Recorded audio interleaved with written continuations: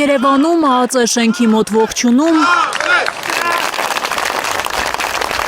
Տամբակում դիմավորում են Սամվել Կարապետյանին, նա ձեռքով է անում հայրենակիցներին։ Հայրենի տաշիրում հրավառություն են կազմակերպել բարերարի համար։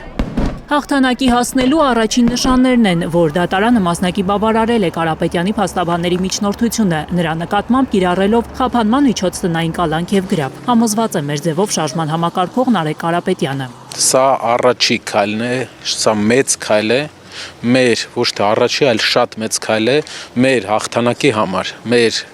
այն հաղթանակի համար, որի համար պայքարում է Սամվել Կարապետյանը, որի համար պայքարում ենք բոլորս։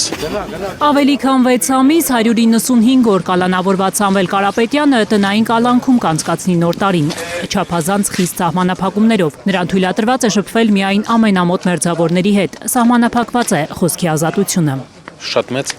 գրավ են կիրառել, նաև սահմանափակել են բոլոր տեսակի կոնտակտները,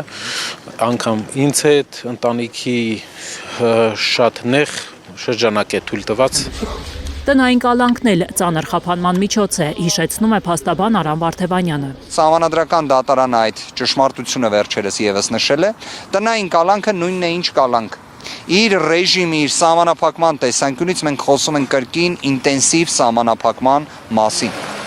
Վարդևանյանի համար անընդունելի է, որ դատարանը երեքշաբթի 19:30-ի սահմաններում է որոշել անհապաղ կիրառել խափանման միջոց տնային կալանքը։ Դա ենթադրում է, որ բարերարը նիստերի դահլիճից պետք է տեղափոխվեր տուն, սակայն իրավապաշտպանները Կարապետյանի աջակիցները առնվազն 3 ժամ սպասել են նրան ԱԱԾ շենքի մոտ։ Փաստաբան Վարդևանյանն ակնարկում է, որ անմարդկային պայմաններում են Սամվել Կարապետյանին պահել Երևան կենտրոն քրեակատարողական հիմնարկում։ Երևան կենտրոն քրեակատարողական հիմնարկում պահման պայմանների մասին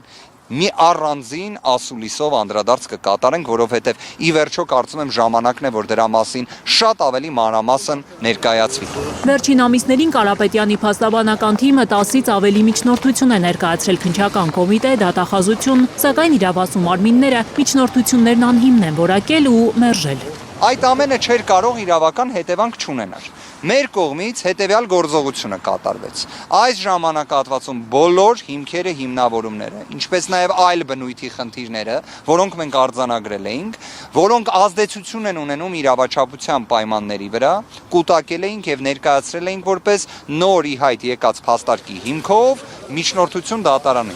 Քաղաքական հետապնդում է Կարապետյանի դեմ, ուրիշ ոչինչ, վերահաստատում է իր խոսքերը Վարդևանյանը։ Զավեշտ է, որ հայ առաքելական եկեղեցին իշխանության արշավից պաշտպանելու քայլը իշխանությունը զավթելու հրապարակային կոչ են որակում իրավապահները։ Կարապետյանին եւս 2 հոդվածով են մեղադրում՝ հարկերը տուրքերը չվճարելու, նաեւ փողերի լվացման համար։ Բոլոր մեղադրանքները կտրականապես հերքում է բարերարը։